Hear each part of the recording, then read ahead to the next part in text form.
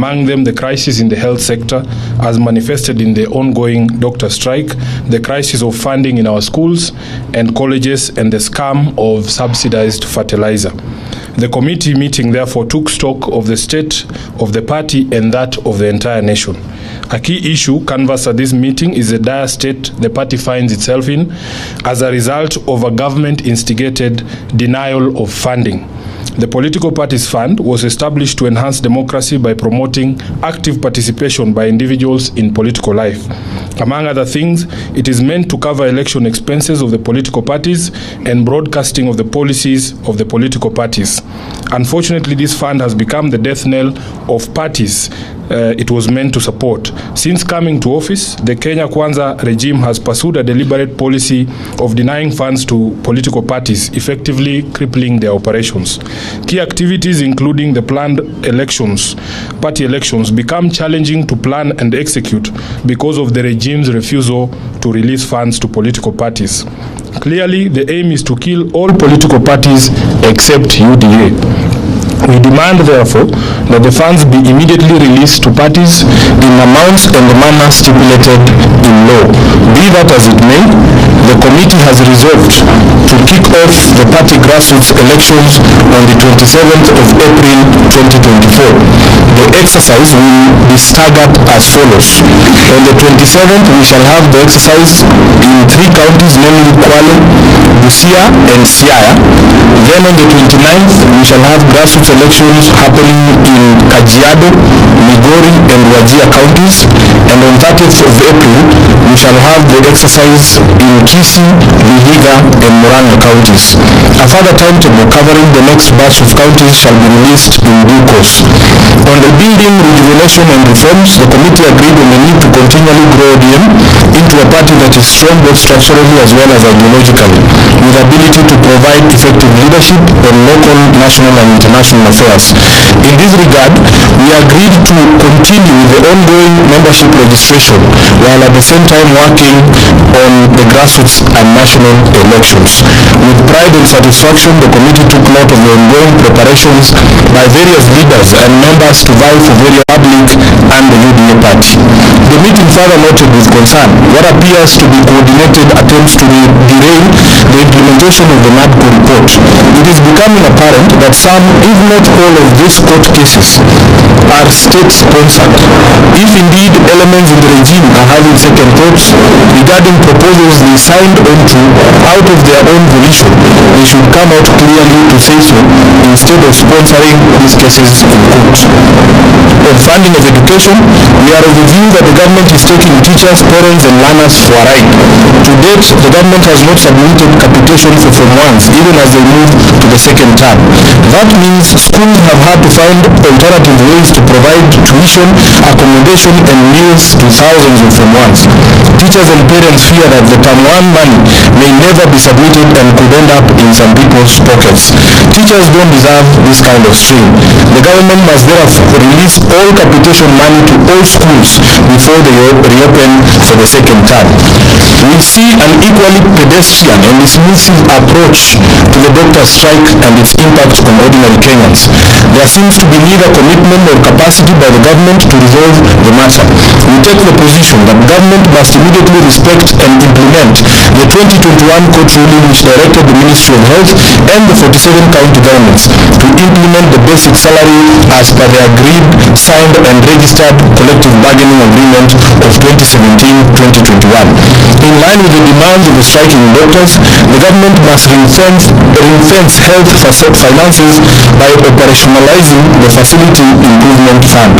We support the call by doctors for the government to allocate at least 15% of its budget to health and to devote the resources to the counties. We equally support calls by doctors for annual and incremental recruitment of doctors and other healthcare workers until the country attains the recommended levels of staffing for various levels of facilities. That is what the government does with teachers, police, and military. Finally, we have reviewed one of the most dubious scandals running in the country currently, the scandal of fake fertilizers being distributed to farmers by government agencies and also being disowned by those same agencies within government.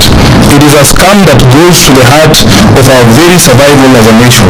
Coming right in the middle of the planting season, the presence and distribution of fake fertilizer and seeds is nothing more than economic sabotage. We therefore reiterate that heads must roll.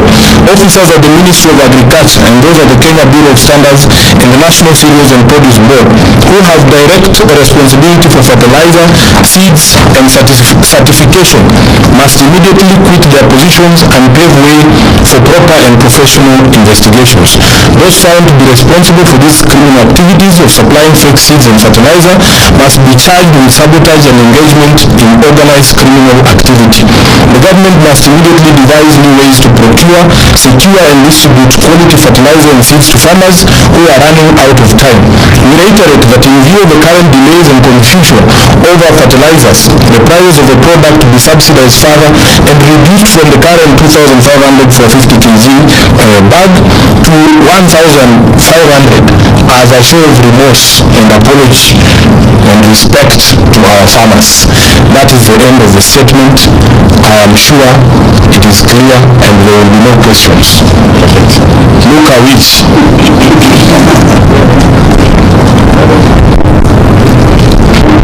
My name is Lectur. Yeah. Somebody would ask, like, if you are conducting election in 27th, which body is going to oversee this election, given that you have disbanded your NED and the steering committee is not yet properly constituted? Two, are you going to do a manual election, electronic, or consensus? Well, first of all, I wish you would know that as a committee,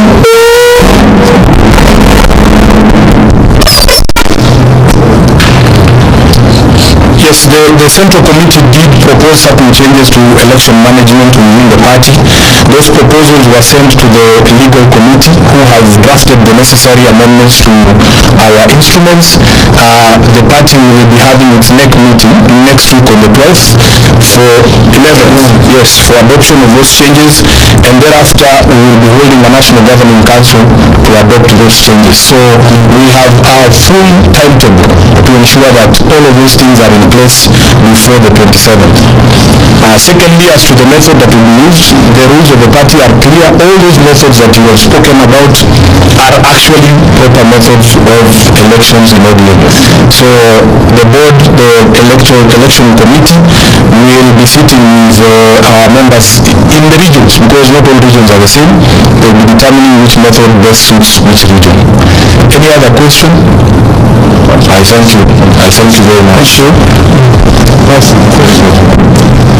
We'll get a copy of the statement shortly.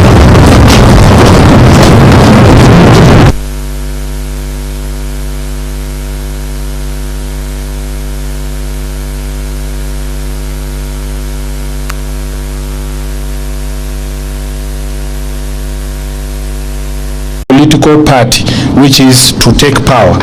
We therefore agreed not to allow election activities to be the source of divisions or cause cracks in ODM. The elections must be seen as a friendly match and not a do-or-die affair. On the developments in other political parties and their implications for the nation and for democracy. In particular, the committee expressed deep concerns over